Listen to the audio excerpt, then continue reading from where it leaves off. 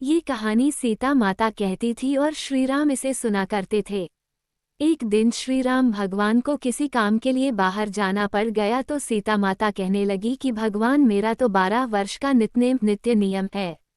अब आप बाहर जाएंगे तो मैं अपनी कहानी किसे सुनाऊंगी। श्रीराम ने कहा कि तुम कुएं की पाल पर जाकर बैठ जाना और वहां जो औरतें पानी भरने आएंगी उन्हें अपनी कहानी सुना देना। सीता माता कुएं की पाल पर जाकर बैठ जाती हैं। एक स्त्री आई, उसने रेशम की जरी की साड़ी पहन रखी थी और सोने का घड़ा ले रखा था। सीता माता उसे देख कहती हैं कि बहन, मेरा 12 वर्ष का नितनेम सुन लो। पर वह स्त्री बोली कि मैं तुम्हारा नितनेम सुनूंगी तो मुझे घर जाने में देर हो जाएगी और मेरी सास मुझसे लड़ेगी। उसने कहानी नहीं सुनी और चली गई। उसकी रेशम जरी की साड़ी फट गई, सोने का घड़ा मिट्टी के घड़े में बदल गया। सास ने देखा तो पूछा कि ये किसका दोष अपने सिर लेकर आ गई है। बहू ने कहा कि कुएं पर एक औरत बैठी थी, उसने कहानी सुनने के लिए कहा लेकिन मैंने सुनी नहीं, जिसका ये फल मिला। बहू की बात सुनकर अगले दिन वही साड़ी और घड़ा लेकर सास कुएं की पाल पर गई।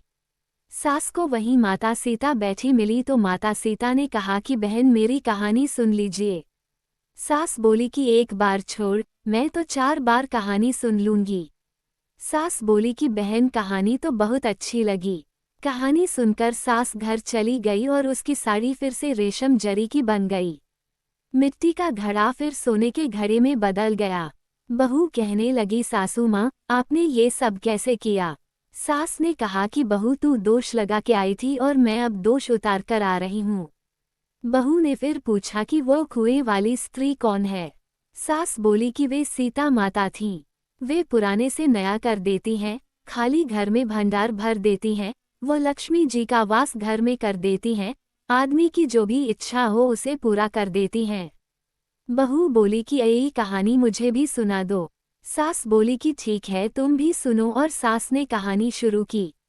कहानी सुनकर बहू बोली कि कहानी तो बहुत अच्छी है। सास ने कहा कि ठीक है, इस कहानी को रोज कहा करेंगे। अब सास बहू रोज सवेरे उठती, नहाती धोती और पूजा करने के बाद नितनेम की सीता की कहानी कहती।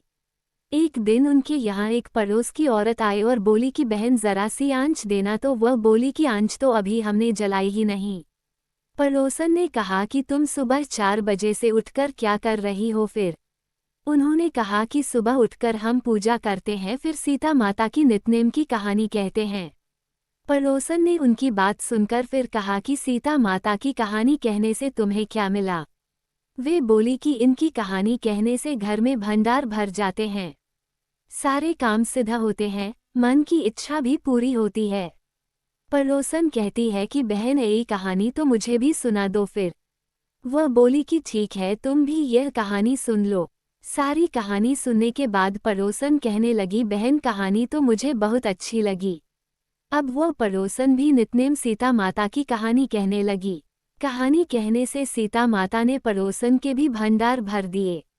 अब तो पूरे मोहल्ले में नितनेम की कथा चल पड़ी। हर किसी की मनोकामना पूरी होने लगी।